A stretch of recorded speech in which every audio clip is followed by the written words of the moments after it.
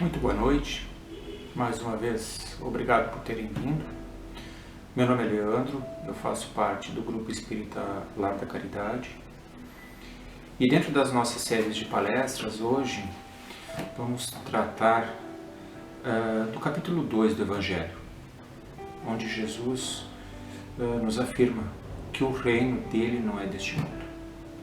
Então, o título do capítulo 2 é Meu Reino não é deste mundo. E vou iniciar lendo uma pequena passagem de João, capítulo 18, versículos 33, 36 e 37. Inicia assim: Pilatos, entrando de novo no palácio, chamou Jesus e perguntou: Você é o rei dos judeus? E Jesus respondeu: O meu reino não é deste mundo. Se o meu reino fosse deste mundo, certamente meus seguidores teriam lutado para que eu não caísse nas mãos dos judeus. Mas, por enquanto, meu reino ainda não é daqui. E Pilatos lhe perguntou: Então você é rei?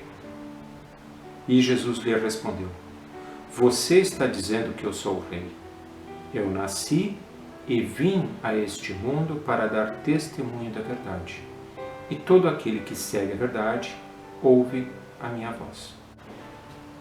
Jesus é a eterna referência que nós temos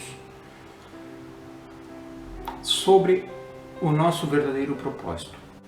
Aqui, nesta passagem, Jesus em momento nenhum titubeou em dizer que o reino dele não era deste mundo. Ele, inclusive, ainda diz: ainda meu reino, ainda não é daqui. Quando ele diz isso, o que significa? Que futuramente, com a evolução, o reino dele estará instalado aqui. Mas ainda não é aqui. Então, se a Terra, como a conhecemos, não é o reino de Jesus ainda, a que reino ele está falando quando ele fala que o reino dele não é daqui?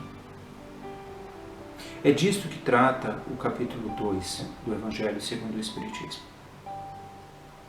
Porque ele vem nos mostrar, ele vem nos colocar que a nossa verdadeira natureza, nosso verdadeiro mundo é o mundo espiritual. A Terra, a materialidade que nos encontramos é apenas mais um plano espiritual.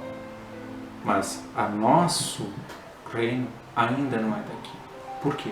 Porque somos eternos viajores.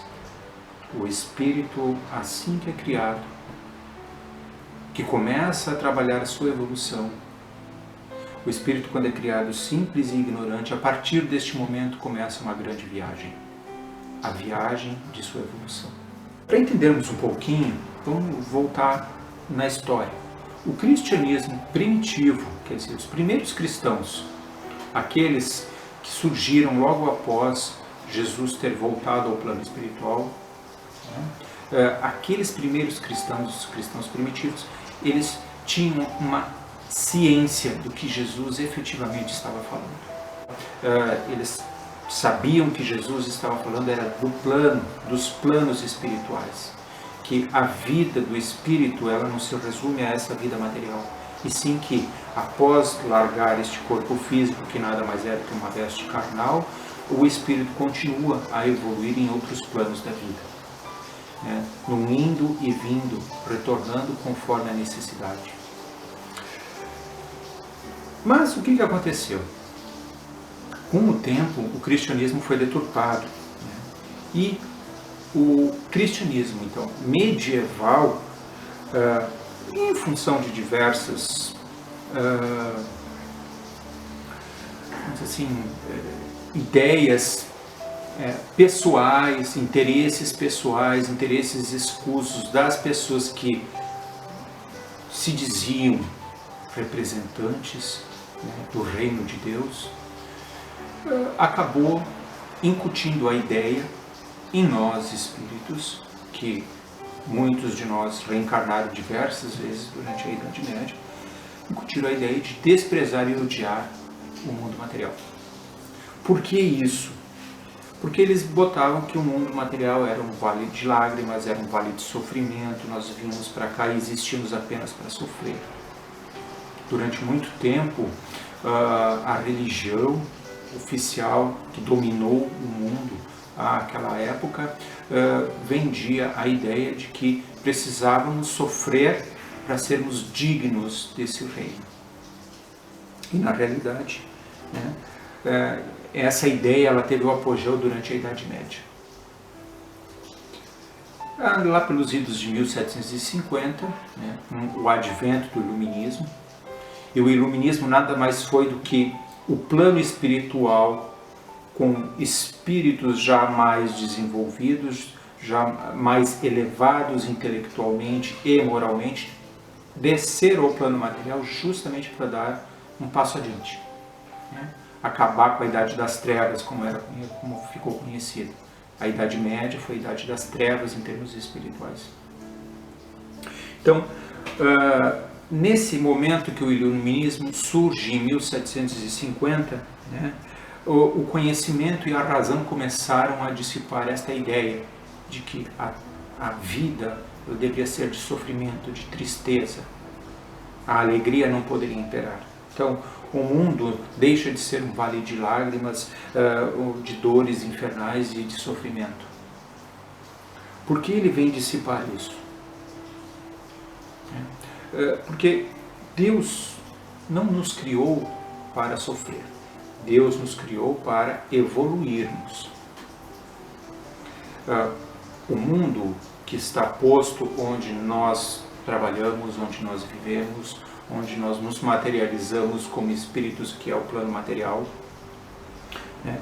Ele serve como escola, mas essa escola não significa sofrer. Essa escola não significa dor.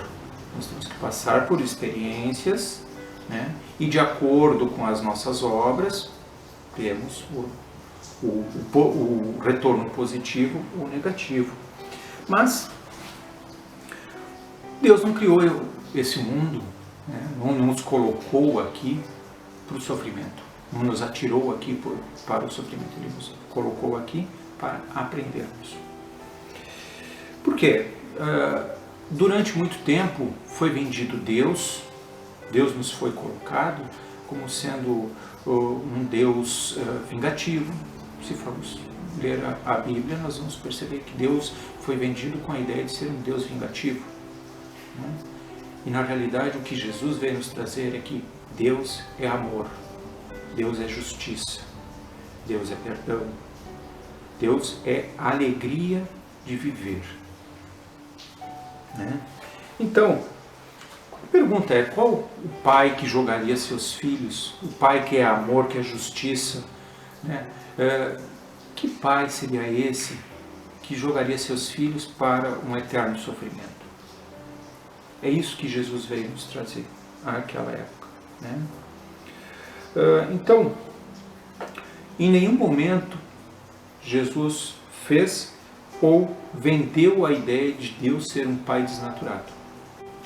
Em nenhum momento Jesus nos vendeu a ideia de que Deus seria um pai desnaturado. Deus seria um ser, um ente rancoroso, que viesse a buscar vingança, preferir um povo ao outro. Em nenhum momento Jesus veio nos colocar isso. Na realidade, ele veio colocar que Jesus é amor, que Jesus é bondade, que Jesus é justiça, que Deus é justiça. Bom, então, a Terra a que nós estamos nos referindo, como eu já disse, ela é uma escola, né? E aqui a gente vai passando por experiências. De acordo que obedecemos essas leis divinas, nós temos um retorno em função da lei de causa e efeito, positivo ou negativo.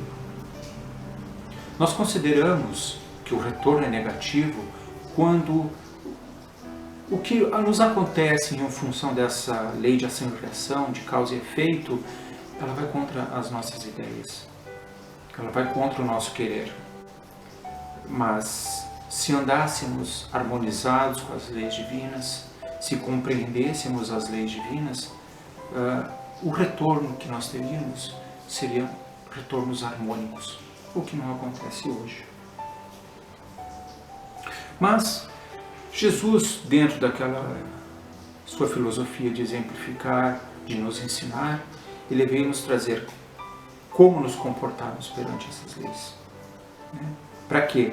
Para que efetivamente, aplicando essa harmonização, obedecendo essas leis divinas, nós pudéssemos adentrar o reino que ele tanto fala. Por quê? Trabalhando dentro das leis divinas, nos harmonizando com o universo que nos rodeia, vivendo em paz conosco e com os outros que estão ao nosso redor, evoluindo espiritualmente, praticando efetivamente a reforma íntima, nós teríamos condições de ascender a planos espirituais mais felizes. Muitos querem instalar esse reino que Jesus anunciou, em seus corações. Muitos almejam instalar esse reino em seus corações. O problema é que a gente se deixa levar pelas paixões. Quantas vezes dentro da nossa história nós observamos situações de violência extrema contra irmãos nossos em nome da religião, em nome de um dito reino, de uma defesa de uma determinada religião. Quantas vezes o homem se degladiou por essas paixões, querendo instalar um reino de paz que vem através da violência. Isso não existe. Então, a instalação desse reino, ela começa com um simples ato. Ela começa através de nós mesmos. A instalação desse reino, ela começa dentro de nós. É quando trabalhamos o nosso orgulho, quando trabalhamos a nossa inveja, trabalhamos a nossa cobiça, o nosso egoísmo, a nossa raiva, o nosso ódio. Por quê? Quando iniciamos o processo dentro de nós, nós nos modificamos. E com essa modificação, o reino de Deus, que Jesus tanto pregou e apregoou, ele começa dentro de nós. É aqui que ele tem que começar. Não é externo, não é alguma coisa que venha de fora. O que vem de fora, se eu me torno impermeável, não me atinge o âmago do meu ser. Então eu posso viver num paraíso, mas se dentro de mim eu ainda tenho raiva, eu tenho desespero, eu tenho tristeza, eu não tenho paz e não tenho harmonia, eu posso estar num plano superior que eu não vou estar dentro do reino de Deus. Porque a desarmonia vive em mim. Quando Jesus nos convoca a essas modificações para chegarmos, quando Ele anuncia que a gente precisa se modificar, que a gente precisa praticar a reforma íntima, nós precisamos seguir as leis divinas, o que Ele está querendo dizer? Muda-te a ti mesmo, que o reino de Deus vai estar dentro de ti. Muitas vezes nós queremos que o reino de Deus ele venha de fora. Alguém nos diga, faça desta maneira. Ou, vem aqui, que aqui tu viverás em paz. Não, porque a paz ela surge de dentro. Quantas vezes nós percebemos pessoas em situações difíceis e quando vamos conversar com elas, percebe-se uma paz, uma harmonia imensa. É porque ela, dentro dela, já tem o reino de Deus. Ela já vive isso automaticamente. Nesse sentido, esse chamado para essas modificações necessárias, eles se manifestam a todos os instantes. o chamado para participarmos desse reino que Jesus veio apregoar, como sendo o reino de Deus, um reino de paz, um reino de felicidade, ele é feito a todo instante a nós. Só que sempre temos o mas, sempre temos o porém. Algumas vezes a gente diz, hoje eu não tenho tempo para isso. Outras vezes estou atarefado, tenho compromisso, tenho outras coisas. E nós vamos postergando, jogando para frente. Em um momento da nossa vida somos jovens demais, em outro momento temos família, em outro momento temos o trabalho, em outro momento estamos velhos, em outro momento eu estou doente. E quando a gente percebe, a encarnação se foi. E mais uma vez perdemos a oportunidade de colocar em prática diversas das coisas que nos preparamos efetivamente no plano espiritual. Mas chegando aqui, nós vamos postergando. Alguns até podem dizer, mas nós como espíritos temos todo o tempo do mundo. Depende de quanto tempo queremos ficar em sofrimento. Depende de quanto tempo queremos levar para chegar num reino melhor, numa esfera de vivência melhor, num plano de vida superior. Depende de quanto tempo ainda queremos sofrer, de quantas encarnações queremos ter junto ao orbes de provas e expiações. Jesus nos deixa ao nosso livre-arbítrio escolhermos esse caminho. Ele veio dizer, olha, se seguirmos por aqui, se seguirdes a minha palavra, se seguirdes o meu conselho, o meu exemplo, chegarás muito mais rápido à felicidade. Mas se não, levarás mais tempo.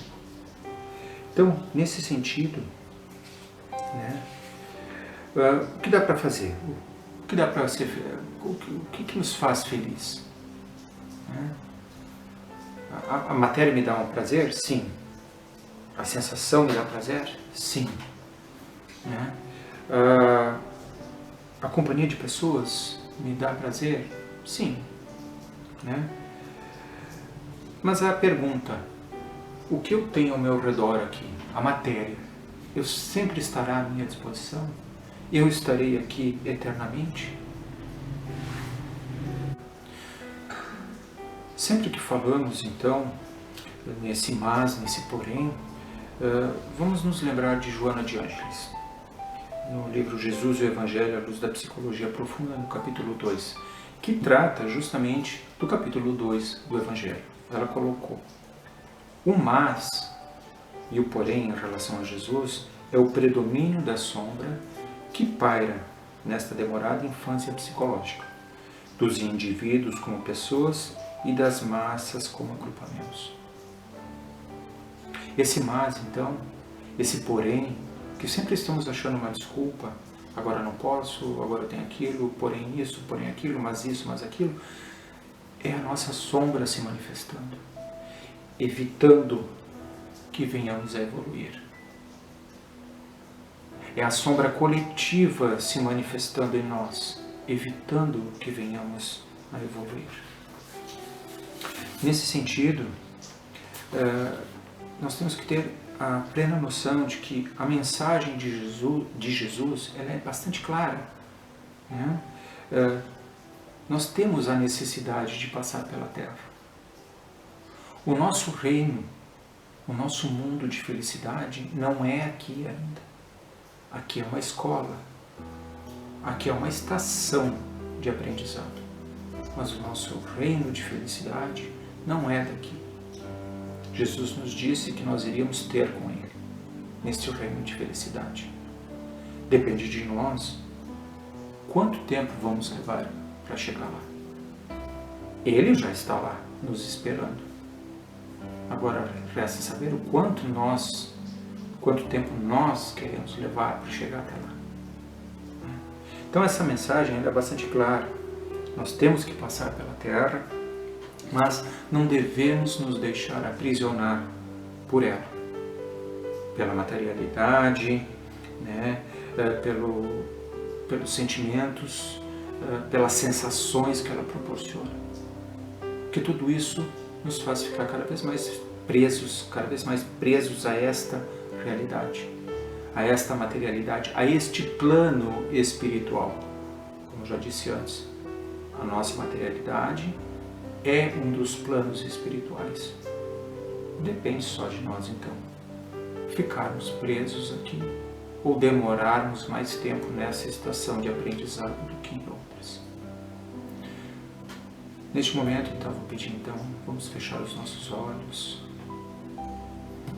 elevar o nosso pensamento ao Pai, harmonizar a mente e o coração e agradecer, Pai, por mais esta oportunidade de estudo, de aprendizado, de compreensão. Queremos pedir as Tuas bênçãos, a Tua proteção, a Tua luz para a nossa jornada, a nossa caminhada. E Pai, não nos abandone, não nos deixe cair nas tentações. Alivia-nos a jornada, nos dando força, fé, esperança. Queremos agradecer ao Mestre Jesus por ter nos trazido os ensinamentos tão belos que ainda lutamos tanto para compreender.